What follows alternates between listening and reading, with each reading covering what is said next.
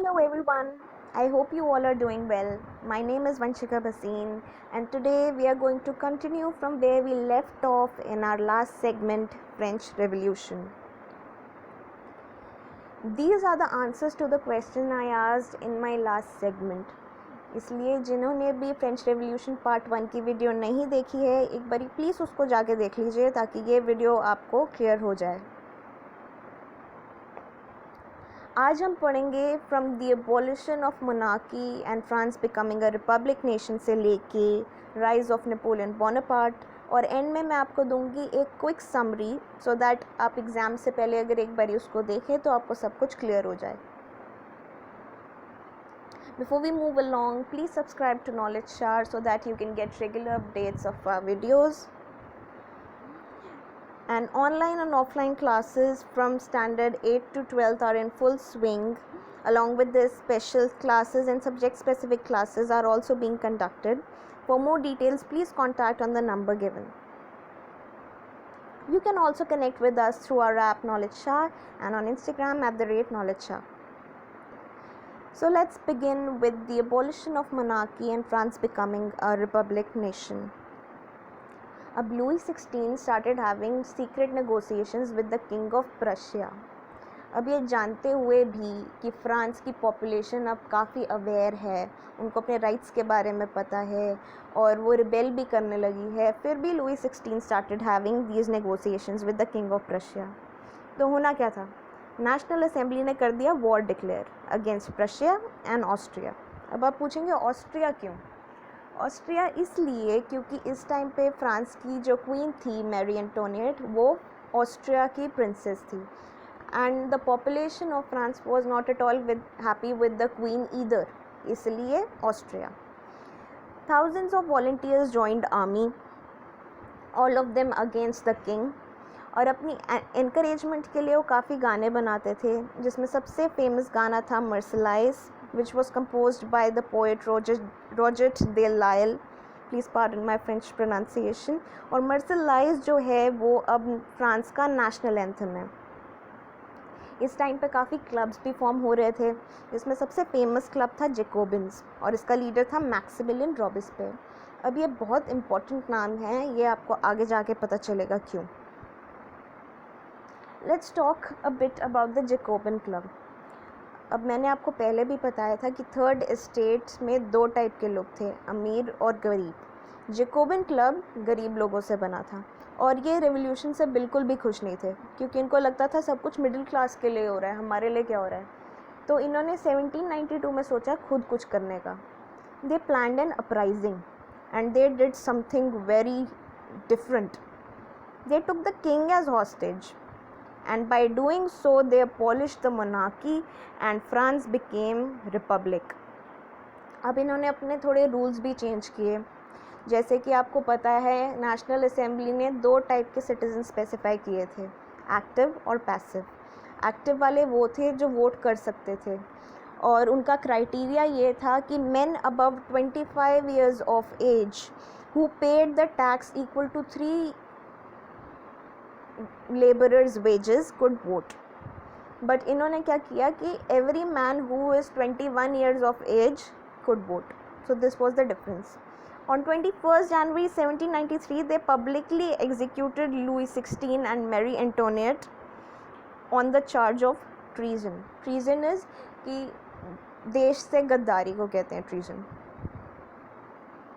Then came the reign of terror between 1793 to 1794. Reign of terror था Jacobin government का time and Jacobin government was headed by Maximilian Robespierre. Now you know why is that name important.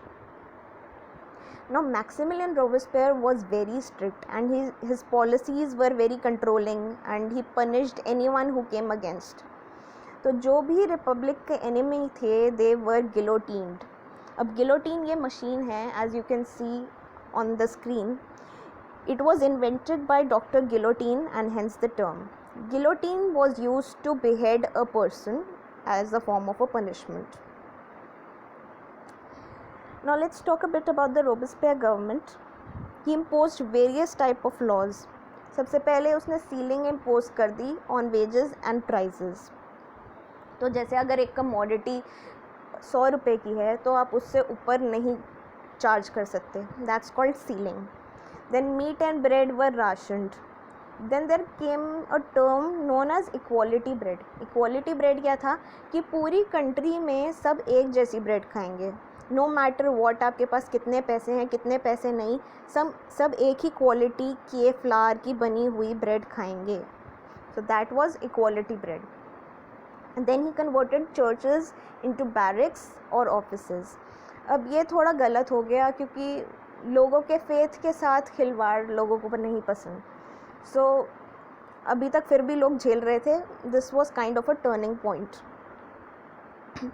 And also, instead of the traditional monsieur and madame, all French men and women were henceforth citoyen and citoyenne. So he said everyone should be equal, you need not call anyone madame or monsieur. So the people turned against all of his rules, and so he was convicted by the court in July 1794 and guillotined. So people became very wary of him. तो उन्होंने कहा कि we don't want such a ruler, and hence he was convicted. Then a directory rules France. Now the wealthier middle class took the power in their hands.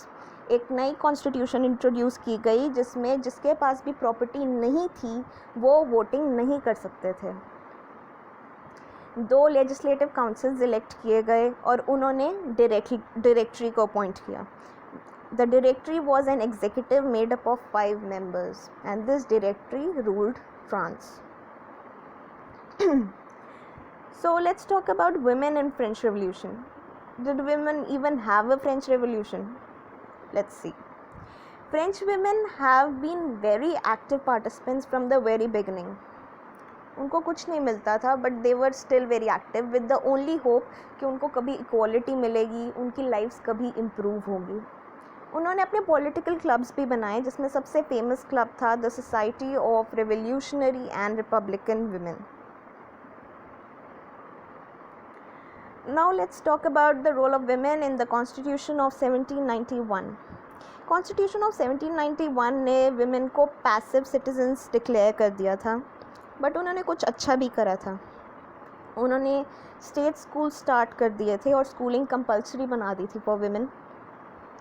Forced marriages eliminate कर दी थी और marriage contract was registered under the civil code. That means there was a consent from the women's side also. Divorce was made legal even bye wives. इससे पहले ये चीज़ illegal थी, divorce ही illegal था, फिर wives के लिए भी उन्होंने लीगल कर दिया गया. And also they provided training for jobs so that they could become artist and run small businesses. So all in all constitution of 1791 फिर भी थोड़ा अच्छा था विमेन के लिए. पर रेन ऑफ टेरर में तो बहुत ही बुरे हाल हो गए विमेन के. रोबेस्पियर ने सारे विमेन क्लब्स क्लोज़ करवा दिए, सारी पॉलिटिकल एक्टिविटीज़ बैन करवा दी और जितनी भी प्रोमिनेंट विमेन थी उनको अरेस्ट करवा के उनको एग्जीक्यूट करवा दिया.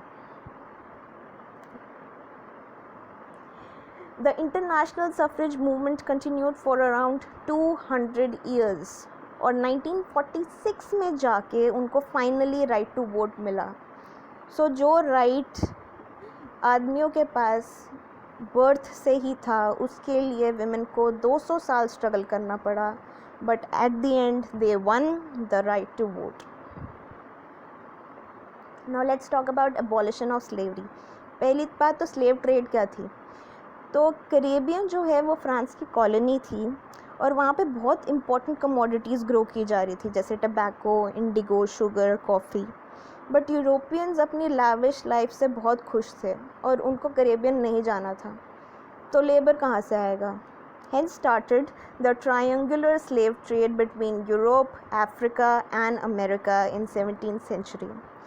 1794 में जैकोबिन रिजीम ने सारे स्लेव्स को फ्री कर दिया.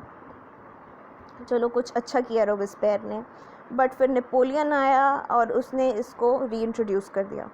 फिर 1848 में जाके स्लेवरी फाइनली अबॉलिश हुई फ्रेंच कॉलोनीज़ में. Now let's talk about revolution and everyday life.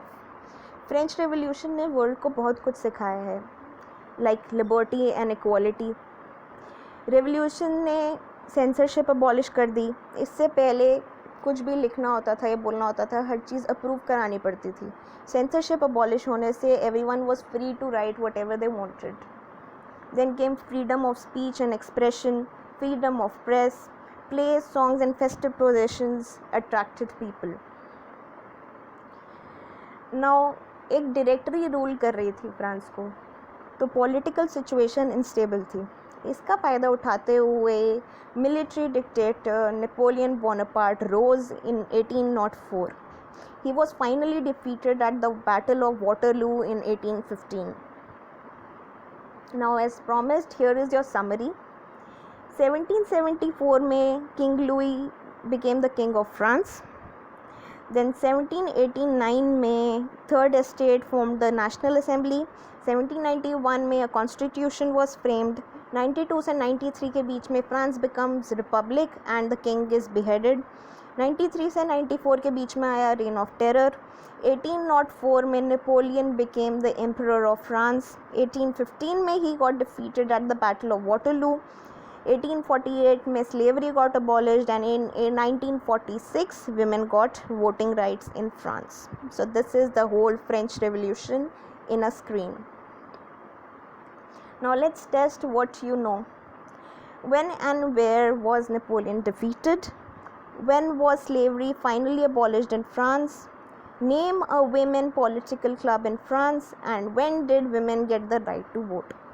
अगर आप देखेंगे तो इसमें से 3 क्वेश्चंस तो समरी से बिल्कुल साफ साफ पता चल रहे हैं, और एक क्वेश्चन ऐसा है जो आपने ध्यान से अगर सुना हो तो आपको वो भी आता होगा. So very easy questions. Thank you so much for watching. Please like, share and subscribe if you like the video. Let me know in the comment section if you want any other topic to be done. Thank you so much. Take care. Stay safe.